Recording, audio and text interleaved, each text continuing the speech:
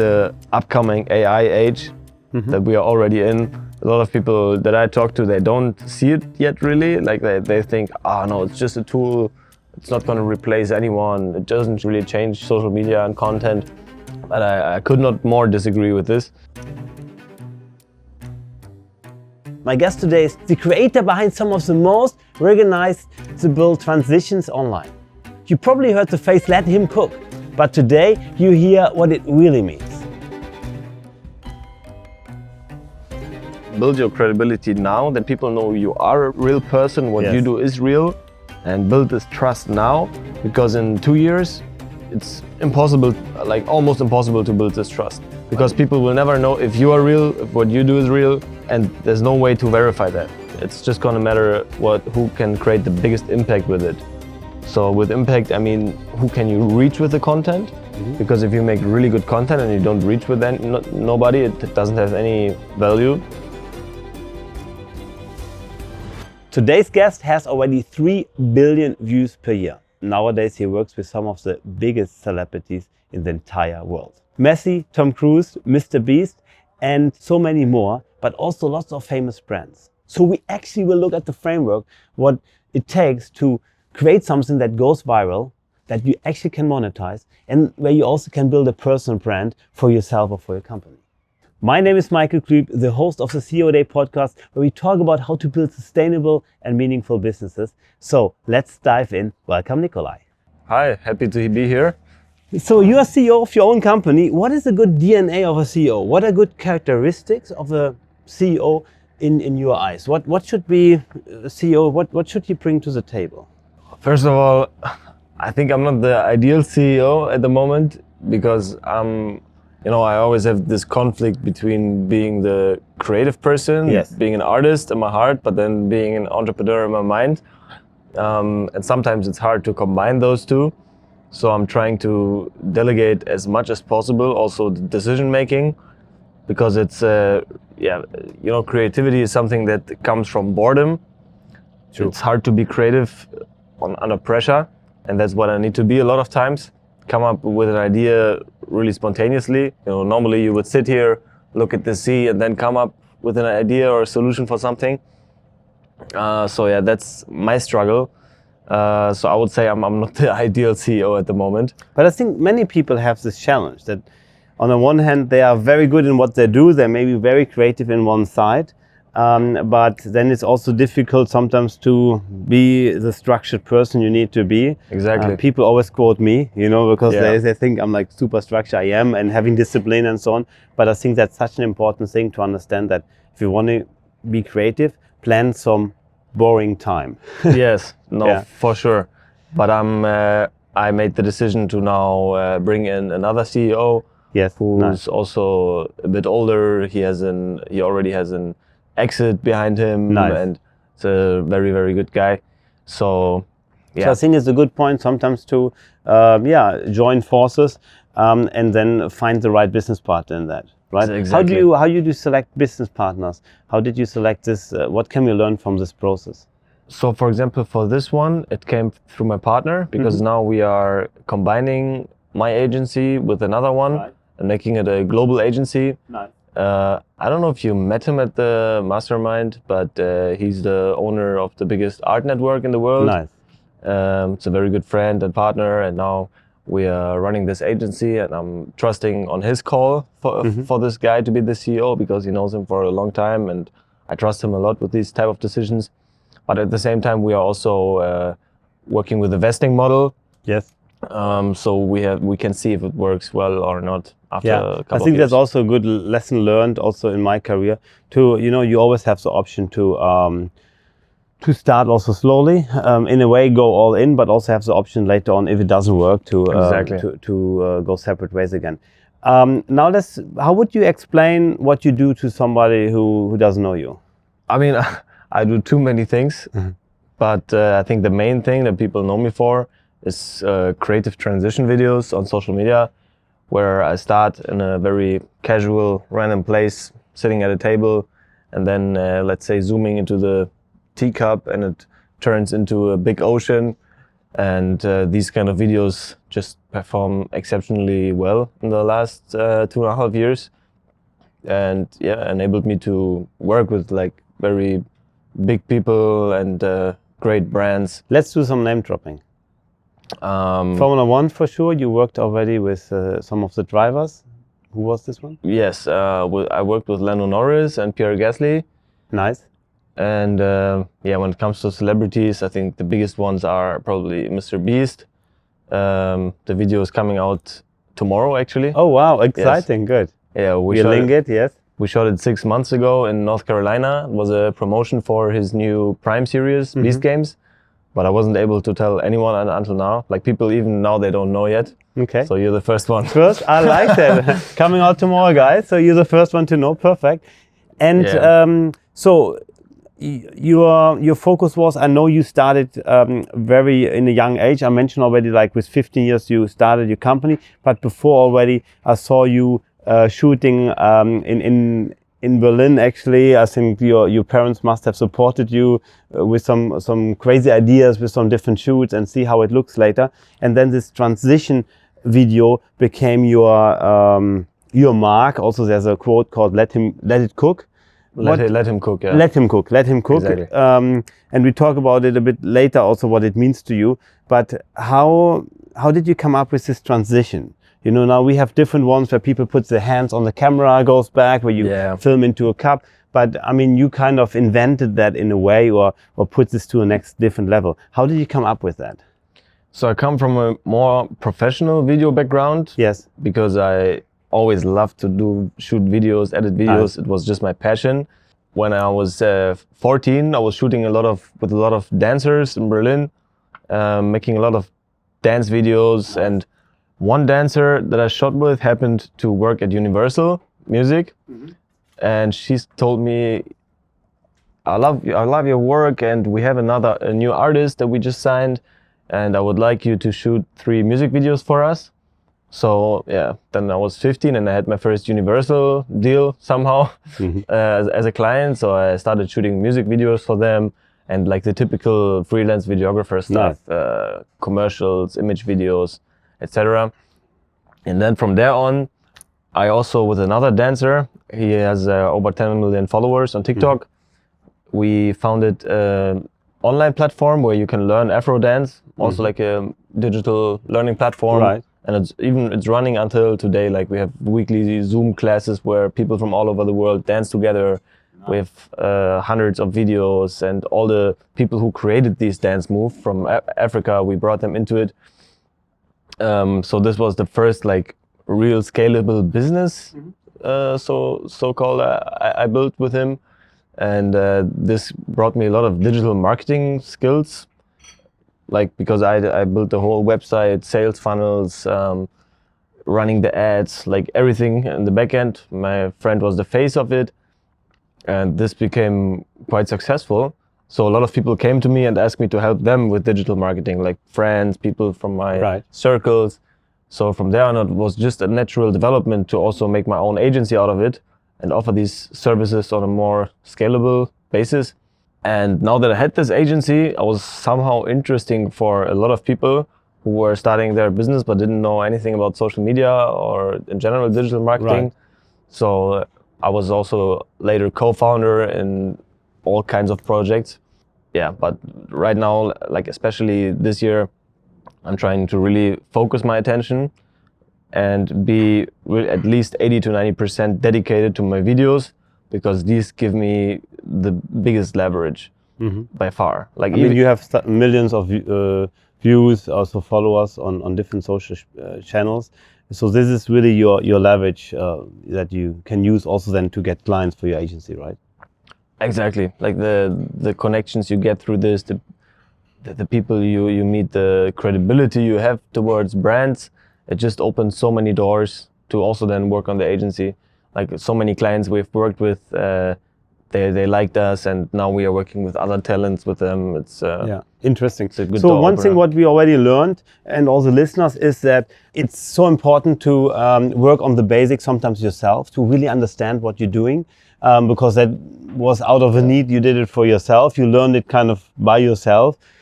And then you can also do this later for other people. So first show that you can do it, and then Exactly. I like that.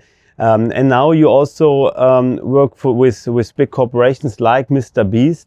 We mentioned. How was this one? Did he reach out to you, or how does it work out with something like that? Exactly. So most of the times it's someone from their team. Yes. They want to promote something, or with Lionel Messi, it was he has his own drink, like a hydration drink. They want to promote it and ask me to come to Miami, shoot a transition with him, or with Tom Cruise, it was for the Mission Impossible movie. Right. So it's like these two categories, like collabs with celebrities, and then there's like normal brand collabs. For example, Samsung is a big partner of mine. Yeah. And we do a lot of promotions for their devices, but they always reach out. Like we barely do outbound. It's just like... Yeah. Before we go deeper, a quick note. 48% of watching haven't subscribed yet to the CEO DNA podcast. If this show brings you real conversations with real leaders and visionaries, then joining the CEO DNA community helps us to bring even more powerful minds on this show. We don't run ads, we don't chase noise, we build conversations that change how founders and visionaries and people think. So if you want more of that, then please take a second, subscribe, and let's build this movement together. So I think also a big learning for people who said, hey, I want to do this maybe in a different field, or to say, hey, just shoot your best version outside, give your best product and service to show, and then people reach out to you. So for you, 100%. It fully worked like that. Yeah. Yeah. Once you have a big exposure and you have something that is unique about you, and also you show brands how you can put their product into your videos. Yes. Then they will come up to you. For example, when I started, maybe like six months after I started, I had a brand collaboration, which was really low paid. I don't want to drop the name now, but I did it anyways, because I kind of thought, nice, it's a big brand. But then it went extremely viral, like hundreds of millions. Right. And it had the product very present in the video. And I think this was the moment that changed everything in terms of brand deals, because all the brands suddenly saw, oh, wait, this could be my product. My product could be seen by millions if I just pay him to make a transition with it. Right. So yeah, just like making a brand collaboration is not something bad necessarily for your reputation. It can be the opposite. If you make a cool video out of it, that is not too promotional, and you don't say, hey, this is the best water in the world, buy this, but instead make something cool with that, show brands where you can place the product, it will bring you so many brand deals. Nice. I think that's so important to understand, and sometimes also not to take every job maybe just for for this money that you receive for this job, but also think a bit long term. Then maybe you can actually develop something, and exactly like what you did. And there's also this one video clip that actually, like when you add it up, it adds up to 67 years of watch time. So how was this for you? So you actually, one person in this life, when you would add it, had watched the whole life, just this one clip. What was it for a clip? Maybe take us there a bit. I mean, I feel a bit guilty for this one, because I basically stole a lifetime from the humanity with this video. For sure, yeah. But apparently people enjoyed it a lot, and this was a collaboration with a hotel, and it was crazy. And you're sitting in an airplane, and then somebody views on your phone, and then you, I think, in the hotel, and you later on fall into the pool, and then you show the nice view. I think it's exactly. Yeah, it's a transition from the airplane mode icon on the phone to a real plane, and it worked. To date, how many views? How to date, how many views did this reel got? Over 300 million. Yeah. Wow. So it's also a bit more like a bit entertainment. So you need to like show something, but also always pack it in entertainment. What I learned, what's one of the secret behinds. Would you say it's more about also in your reels, when you start to be creative, is it more also being a bit entertaining versus just educational? Because you could be now in both extreme. When you now shoot a video, it could be fully educational, and that also affects 1, 2, 3, 4. This is the best water because it has so many magnesium, it has so many and so on. Or you could say it's more entertainment. You like put the water on me, and then you say, oh, by the way, it's actually healthy water. It's good for your skin. It's good for your. No, so my videos are just 100% entertainment. There's no education whatsoever in it. And it's just like when it comes to brands, their value is really brand awareness. Like it's just the ideal way to get your product out to millions of people and see your product, your logo, whatever, your name. But then the second thing, to be associated with certain things, like subconsciously. For example, I have a transition with a water brand where I fly into the water brand and it flies through the mountains, and you know, your brain just remembers, okay, this water comes from the mountains, it comes from a glacier, it's cold. Like you have different values that you can associate with products. Okay, I think that's a good term. That's also what I meant more. Certain values. Also, when you show a hotel, you show, look, it's a nice area, it's a nice view, it's I don't know, it's maybe healthy air or however so you can add some education or values in it. I think that's important. No, I think that's super interesting. What can we learn now? You had the chance to work now with also some startups or some smaller companies, but now also with some of the most professional experts in the world. You mentioned the Formula One drivers. We talked about Tom Cruise. We talked about Will Smith, MrBeast. What is now, when you would see, what is the difference? What can we learn? What are they doing different? What the people who are, I don't want to say, in a smaller category are not doing so much. Do you see a difference there, working with them? I think I was lucky to be in a position with my videos where the brands that I worked with always gave me a lot of creative freedom. Right. And they told me, you're the transition master. This is what the product does. This is what we want people to kind of associate it with. You do you. So I know a lot of creators where it was really different. They get like a 10 pages PDF briefing, and the brands tell them exactly what to do, which is obviously very counterproductive because the creators always know best what performs well. True. So you shouldn't tell them what exactly to do if you're not using to run it as an ad. If you want organic performance, you should let them decide and just tell them what you want people to know. So I was lucky to always kind of had this privilege, like the brands recognized. They shouldn't really give me constraints for that. But the only thing that I notice is that, you know, the smaller brands, they make you a lot more headache, for sure. Right. The big ones, they have the marketing budgets. They trust you with that more. So headache in regards to, we want to have it cheaper, or can you save some money here, or? Yeah, to be honest, I don't work with any smaller brands at the moment. Yeah. Like, it's just that they don't have the budget to afford these kind of views. And if there is not like a very cool content opportunity for me, I just cannot do it, because if I work for lower rates with smaller brands, it's just not fair towards the other clients, you know? Yes, yeah. Understood. So it does take already quite a much amount to shoot certain videos. Can you say like a budget? What when you shoot like a reel, is there something I said, okay, it can be within this time, in this budget frame, or? Yeah, it's usually in the higher 5-figure range, but it also can reach well in the 6-figure range, depending on. I mean, especially when you do now something with Tom Cruise, with a movie, or they have, I guess, certain standards they want to hold. How do you keep your own standards? How do you say, look, I want to get better, this 1% better every time, to say, how do you keep this up for yourself? What can we learn here?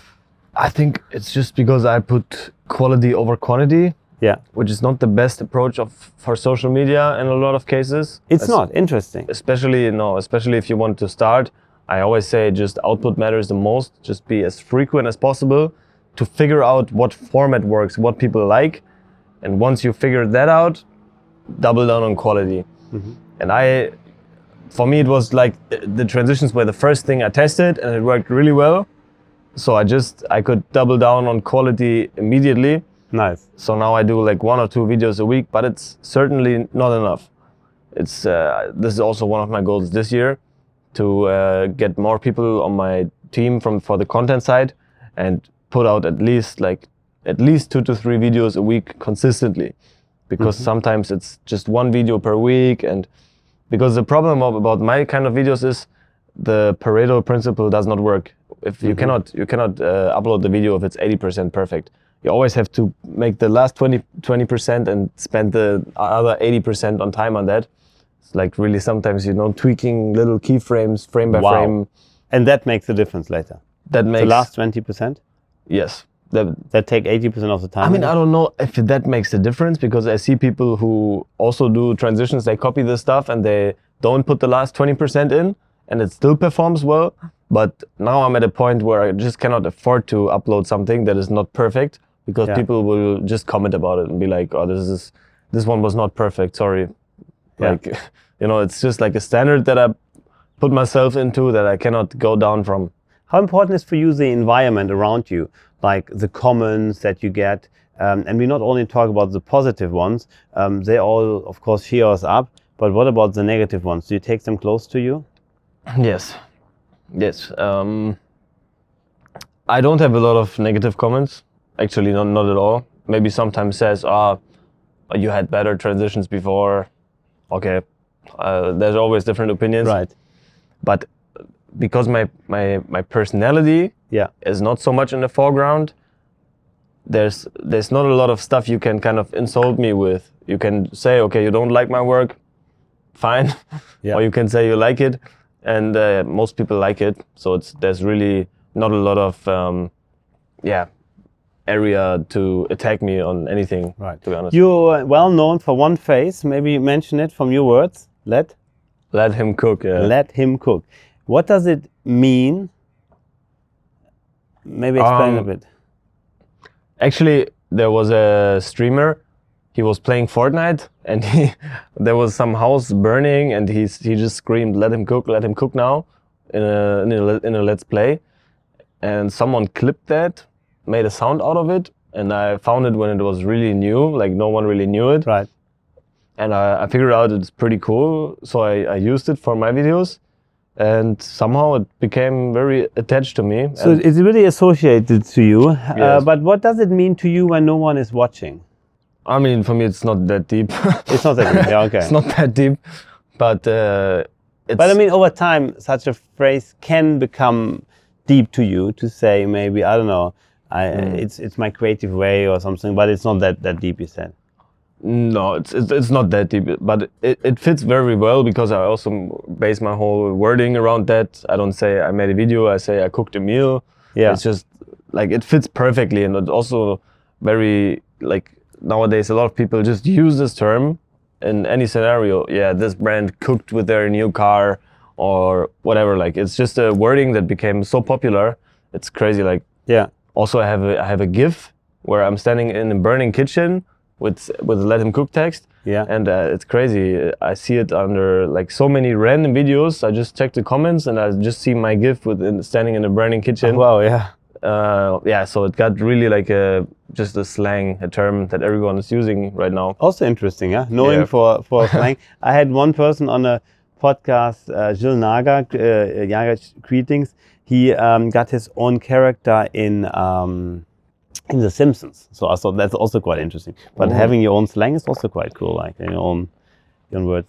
At one point of your journey, did you stop rushing actually results and start more trusting the process instead? Was there something that you said? Because I think at the beginning, of every entrepreneurial journey, we try to just get results done and in our hustle, rat race somehow. But at one point, did you already have the transition where you said, now I'm more start to trusting the process instead?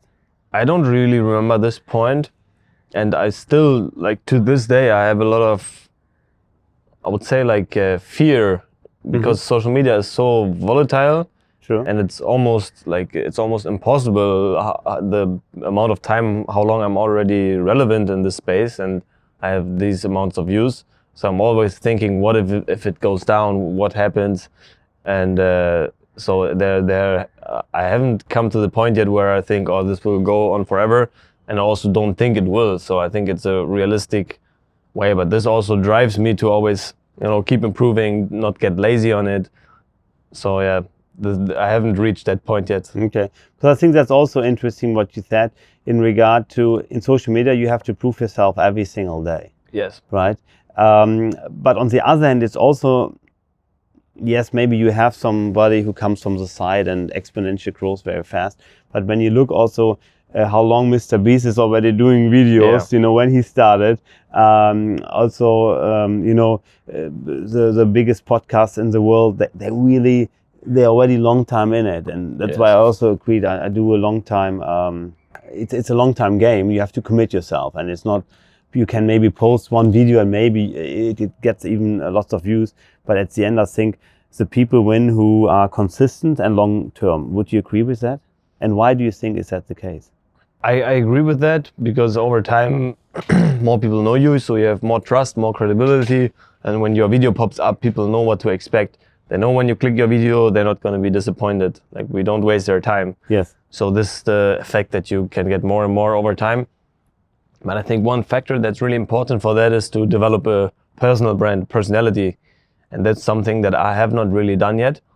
That has also, this is the reason why I was able to get these amounts of views, because it's non-verbal content that is understandable for everyone, no matter of the country. But you are in many videos, your face, your person. Yes, so I'm in all videos. Yes. My face is always in the first 2 seconds. Yeah. But it's still not a personality. So what is for you personality? Personality is when people like you for you and not for your work. But then you would need to start like giving comments and speak. Exactly. And that would also mean you probably be a bit edgy to some people. That means one corner likes you very much and the other corner says, okay, I wouldn't agree with him. I think that's how personalities nowadays are built strongly. Or would you agree? For sure. But you can always decide how controversial you want to be. Of course. Yeah. How extreme Yeah. So you can also show personality without giving people too much to be mad about. And I think it's really important, and this is the goal this year, to also double down on YouTube long-form content, especially because of the upcoming AI age that we are already in. A lot of people that I talk to, they don't see it yet really. Like they think, no, it's just a tool. It's not going to replace anyone. It doesn't really change social media and content.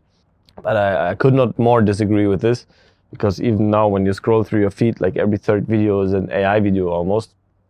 And you can do certain transitions and certain activities easy, fast, cheaper. It's like even now I saw some videos of some celebrities doing crazy stuff. Yeah. And I was really like, okay, like it looks so real. And I'm almost afraid that at one point we cannot see anymore the difference whether this person actually said something, and let's talk about political leaders and people with power behind it, versus they haven't said. I think that's an interesting time frame.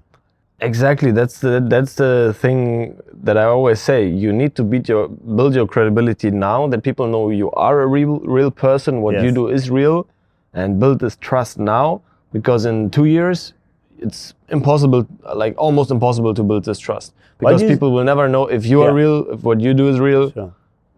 And there's no way to verify that. Why do you think that the personal brand is very important or relevant in the time of AI? In the future? So this is the first reason, to have credibility, so people know what you do is real, you are real. Also because the skill will not matter. Right. Like, it's just the ideas that matter. Even the ideas can be done with AI. But this is something like, when it comes to content, I always structure it like this. So when cameras first came out, it mattered who had the best camera. He could take the best photos or videos.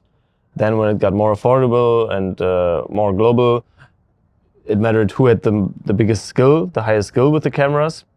So he could use it the best, knows the best editing, he can make the most out of it. And then the next chapter with AI, in my opinion, it's just gonna matter who can create the biggest impact with it. So with impact, I mean, who can you reach with the content? Because if you make really good content and you don't reach with nobody, it doesn't have any value. So who can you reach? How many people can you reach?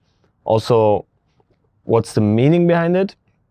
because meaning is also something that is a completely different thing. Let's say you post a motivational video about something, and it, like just the voiceover or the quote, whatever, motivates people, right? And they like that, and they will like the video. So it doesn't matter if the video in the background is real or not, because it's just about the meaning. Also, community is also something that will always exist. People will always want to exchange with real people, and real mindset people in one room, virtual or physical. Yes, I agree. Nice. Exactly. So these are kind of the core elements of impact that I see. Yeah, I think that's very deep and important to understand that the impact at the end will survive. Yeah, I think that's so important to understand. How do we do impact? What would you say? How can you really ensure? Because now you also said, okay, I do mainly entertainment videos, but how can you create an impact, a lasting impact? Yeah, that's a very broad question, I would say, because there's so many ways how you can create impact. But the first one and the most important one is you need to reach people. Like if you don't reach people, you can have impact if you reach a very few amount of people, but the impact will be small. I like that. So reach means, of course, to find a way to connect with them as well in a very short time span when you're on social media. What would be for you? We call it also hook, or like how would you call this? What is for you a good hook that is connected more to impact instead of just entertainment? If that makes sense, the question. So to reach a lot of people, you need a really strong hook. I mean, MrBeast is super well known for it.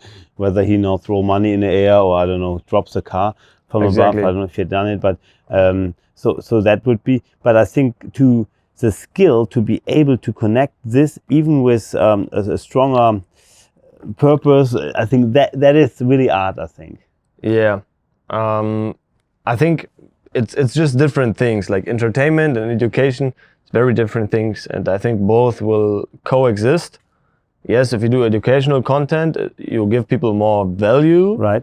And it's easier for you to maybe have people to trust you, build a community, and maybe also sell them products in regards of that because they want some value from you. Yes. When you do entertainment, it's a bit harder. Maybe more people, you can maybe reach more people because more people are interested in entertainment than compared to people who are interested in education in a specific niche.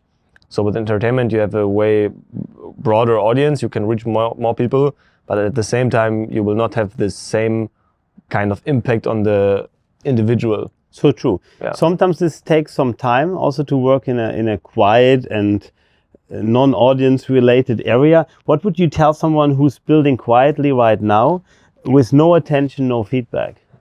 Because we have viewers who don't have now, of course, the million followers and so on, but kind of, are building in a quiet, non-attention area. Is there something when you had this time as well for yourself to say, okay, just keep on going, I'm on the right path? What's your... You mean someone who is already doing content but doesn't get good results the views, yet? but believes that he's creating the right message? I mean, I think, as I said, the first core thing is how do I get views? All the other questions just come later on. Like really just think about how do I get views, and then how you can monetize it, what message you spread with it, and what you do with it is just like things that come up later. So I think if you think you make good content and you don't get views, either your content is not that good, you just think it's good, or maybe you haven't reached the right people yet. Also might be, because in the beginning sometimes the algorithm doesn't know who to show it to you yet. Right. Let's say if you make very nice football edits, but people in like the first 200 people who the algorithm shows it to are not interested in football. Yes, then it directly your video down. doesn't get any likes because the algorithm sees no one resonates with it. So you need to give the algorithm some time to figure out exactly who's your audience. Right. But after a certain amount of time, let's say after 3 months of posting consistently, and you don't see any growth, you can tell like you need to change something. Yeah, I think it's important to also understand that we have to play with the algorithm. We are definitely not a good example with that, so please subscribe to the channel. That really supports us, because we post in the same channel English and German.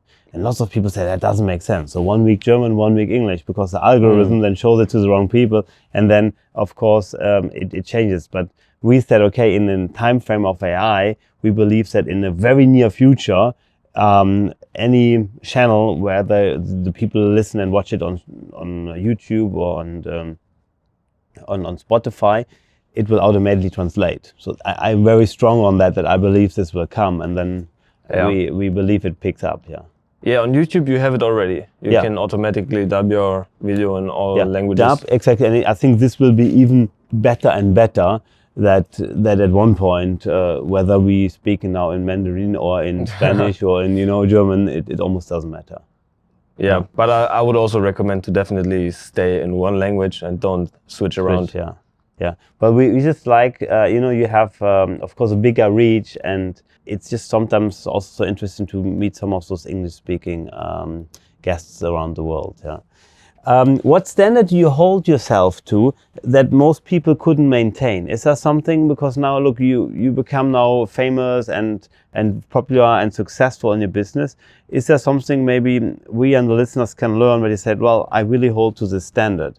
Is there something where you said, staying creative, of course, keeping the standards in the quality of videos, but is there something where you say, okay, look, I'm getting up every morning at 5 a.m. I don't know, because I think you actually go back to bed quite late. I got your WhatsApp messages. But it's another standard where you said, okay, most people don't know this about me, but I'm doing this every day. I'm fully committed to this. I think just work as much as possible. This is I say this in a period. You always have to look at different periods in life. But I think in the early stages, don't focus too much on work-life balance and all of this stuff. Just work as hard as possible, as much as possible, and try to just produce the best value in the most frequent amount that you can just execute possibly. And just really work 7 days a week. That's what I do until now. I work every single day. Even on weekends, I enjoy working the most. When I'm at the office, no one is there. I just love working on Sundays. It's the best for me. But that's also, I say this from a standpoint, it's funny because the other day someone told me, wow, you're so disciplined. How can you work every day? Like, the people from my circle. And I realized it doesn't take me discipline to work every day because I really love what I'm doing. Yeah. And I had ChatGPT asked me the other day, it was like a challenge, it asked me, what would you do if you had no obligation tomorrow? If you woke up and there was absolutely no obligation, and I figured out my day would look exactly the same. Maybe with a little twist that I would do more, I don't know, sports and activities with friends and stuff. But other than that, it would look exactly the same. Like sitting on my laptop, drinking a coffee, coming up with cool stuff, working with good people, building stuff. So I think loving what you're doing is the biggest blessing. And even if it doesn't have a deeper meaning or something that it gives you, it's also okay. Like some businesses just don't do that. If you build some, I don't know, solution in a very specific niche that is like you're not changing people's lives, but you're making it easier in a way, it's also fine. You just gotta learn to love the process, like be in love of building, be in love of failing and just optimizing. And I think then it's not hard for you to work 7 days a week because you love it. It's your habit. So like discipline is something way different. Sure. Like for example, with the gym, I'm really bad. I'm really inconsistent with the gym because I don't hang out with me a bit. I promise you. Everyone around me goes to gym regular. Yeah. So I basically also I like what you said with the 7 days. I'm so very committed to it. Even that I'm now at a different phase where I also become now dad. But I tell also everyone who actually becomes father, it even motivates you. And you met my business partner who also now becomes now a dad. And the first thing he told me, Michael, you're right. I'm now for even more discipline. You already think you are, but then you can take it to a next level. And for me, it's what you said. It's also about love, what you do, so it doesn't feel like work. I'm actually super happy, and everyone on my circles knows that I never want to be the weakest link in the chain. So I do whatever I can to be in the stream team. But I also need to say that I believe love is hard work. So people say, okay, you found your passion, you're so lucky. But it also becomes our passion over time, yeah, right? For me, it's really scaling businesses and helping entrepreneurs to reach the next level. And I think it's really also to understand that this love requires hard work. Yeah, definitely. Also, loving what you do doesn't mean that it doesn't get hard. Yeah, of course. Like, of course, there's days where you're just exhausted. You don't want to get out of bed. True, of course. When something you do, and when the pressure rises, what do you do to that brings you down to come back to the center? When you said, well, I'm now working with Tom Cruise or with the Formula One guys, I only have this one shot. What do you do to kind of calm you down? Do you just say and enjoy the process, or is there some hints we can take here? I think there's one little trick that I really do a lot of times in these kind of moments. It's where you kind of inhale as deep as you can, and then when you think you cannot inhale further, you inhale even more, and then you breathe out. So you do like this.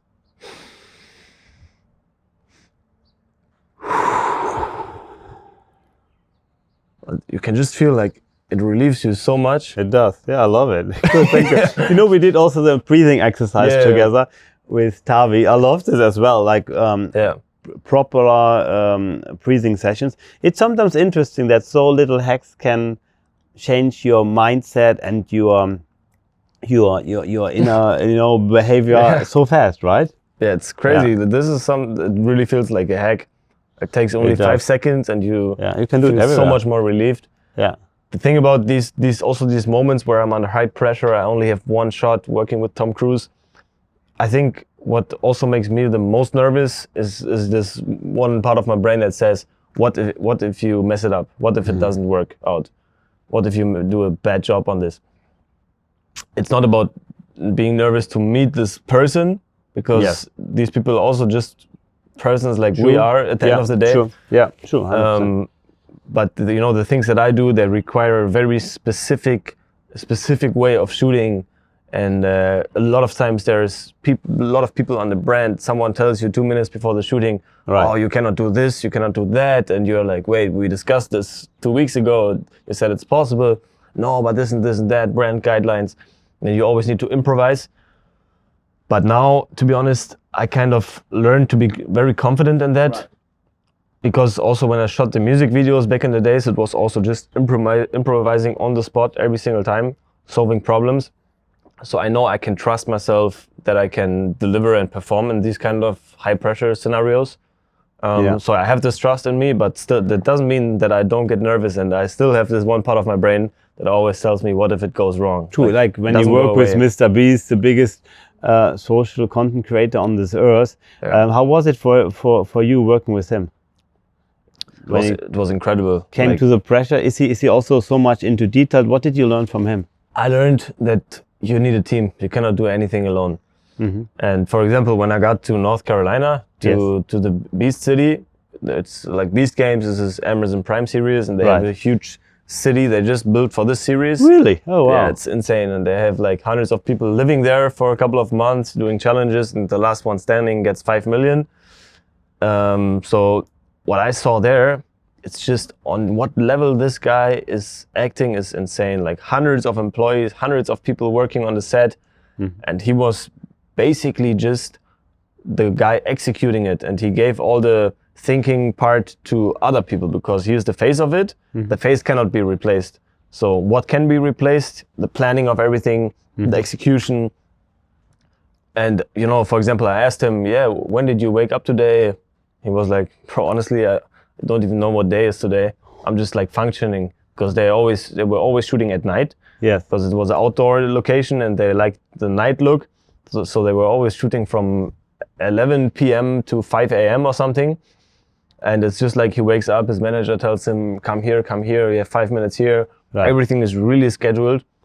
So I saw that if you want to operate on these kind of levels and have this output, you need to bring people who you know are smarter than you in this specific area. Yeah.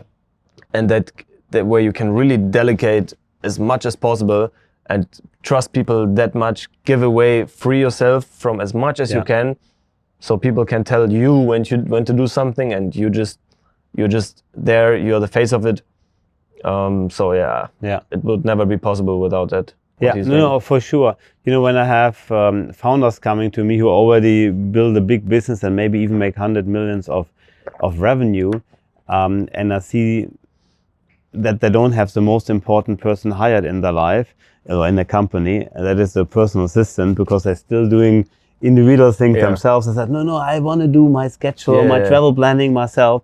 But I actually wrote a handbook about it, how I want to have it. There's so many hacks, for example, that you can implement. I think it's very important. Of course, you also need to see what you still like to do. I think as an entrepreneur, to not have also a burnout or however you call it, you should see if you have certain things that you really like, even if it costs some of your time, then do it. You know, like I know you are very much into also the thinking process and liking sitting with your laptop, with your coffee and thinking about, you told me about what will I do next. I think keep also what is important for you and keep the core of your business close to you.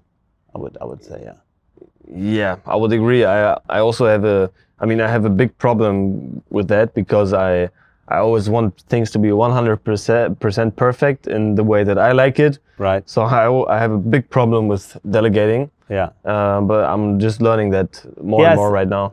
Thank you for sharing that, because I think that's such a learning process for so many entrepreneurs on all levels, right? So I talked to somebody who had actually over 100,000 employees in their business. It was it's a New York Stock Exchange, a company. And it was impressive that he told me, Michael, I have so much problem to delegate. I mean, like, come on, like you cannot know everything at one point when you're in 100 countries he was. And I also had the chance, I worked for Siemens. At this time, Siemens had a German company, 450,000 employees at this time in 190 countries. So I just worked there because I wanted to understand how is it delegated? How do you break down the vision and so on to then implement it in smaller companies, because the system seems to work. I think that's so important. For sure. What do we see from you also still in the future? What's now planned? So, I mean, like, look, you work now with some of the biggest celebrities in the world. What's still your goals? So, there's different goals. On the content side, the goal is to establish a more personal brand this year, and make people also know me, like me for me, and also like not only for my work. So you need to also be more podcast, that people also know who's behind it. Yeah, exactly. We're excited to be the first podcast here this year. Yeah, that's actually true. You're the first podcast of all time. I love it. Welcome. Yes. Cool. Welcome. And then on a boat. How nice is this? Yeah. At my home. Cool. So on the content side, double down on personal brand. That so also allow me to maybe do something else than transition. Yes. On the business side, I told you about that we are building a global agency right now with the new CEO, and our goal is to hire to sign over 200 artists exclusively by Q2 this year. Nice. So it's a tight sprint, but we are on a good track for that. And for this one, we are probably also getting an investor into it, because we want to scale really quickly the team and everything, because we don't want to sign people and then not be happy with the service. Of course. So really put it on a high standard. Yes. Yeah. Exactly. And also for me as a agency owner who knows the backside, but also as a creator who knows what to expect from a management, I know exactly what it needs for someone to be satisfied. Yeah. So like one example, like fast response time. Like you send for your management a message for something, you just want a fast response. You don't want to wait on that, even if it's I will check and get back to you later. Yeah. You just want to have this responsiveness. So this is a big goal. Also, I'm working on my own app. It will, like in a nutshell, it will be an all-in-one app for content creators, where they have all their insights from all social platforms in one app, can generate media kits with one click, manage their content pipeline. And then, but the most importantly, like the key feature will be an AI that really understands your content. It analyzes the videos, not just the transcripts, but frame by frame, and understands exactly what works well. It scrapes the comments from all the videos and knows what people like, and it can give you like really detailed insights. I don't know, let's say every time you have a drink in the podcast, it performs 10% better. Because people feel more relaxed. They feel more like they're drinking a coffee with you or something. Nice, okay. Like cool. Really like key insights based on data that you could never know.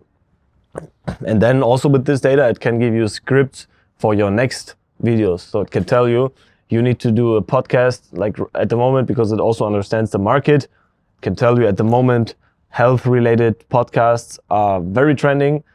Bring this person to the podcast, do it in this location. The hook should be this. It gives you an exact storyboard, and it can tell you based on data, this podcast will have a 90% chance of reaching more than 100K views on YouTube. So it can give you, based on data, virality probabilities, like a virality score, and give you an exact script storyboard for what you need to do exactly to reach this. Nice. You're already here. Let's build this relationship. If you're still watching, there's a reason. You're not here for the noise. You're here for the real story. So join us properly, subscribe. Let's stay close and let's grow this conversation and this group together. Especially because it's from creators, for creators. And you mentioned a lot of data points. So you in love also with data points? Yeah. Are you analyze your videos a lot? How much is it data and how much is it creativity? To say, I just do it anyhow. To be the rebel, to be the disruptor. Or is it more like data points tell me I should do this? No, I'm a big data guy. I love data. But for my videos, the data is not, like the data is really easy to read. Like there's what works, what doesn't work, what you should do, what you shouldn't do. Yes, that's not like the data you need to gather is more, you need to do the work yourself. And that's what I mean. Like you can look at the insights and see, okay, this video has 1 million views, this video has 100 million views. Right. Why is that? And then you can analyze, okay, maybe it took too long until it goes into the transition. Maybe the location was not that captivating, maybe the caption was bad, but this is all data that you need to kind of do in your head. Wow. And then it's hard to compare. So this AI will be a game changer, and I talk to all different kinds of creators. Nice. Even MrBeast, and everyone is just like, because AI can do this now. What would you say is so important nowadays? Is it now the caption of the video? Is it the thumbnail? Is it just the first 2 seconds? Is it the content? What would you say? Or the length? What is like, of course it needs to be a mix, but if you had to prioritize. I mean, on YouTube, first of all, the thumbnail. Yeah. Of course. And the text, what you say in what the message you do, yeah. Thumbnail plus title on YouTube. And then having also a strong hook.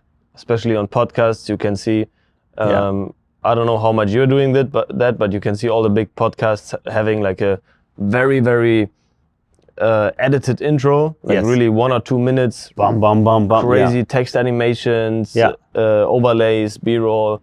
So people are really hooked. So they can, because after that, they're gonna dedicate their time for 1 or 2 hours to listen to you.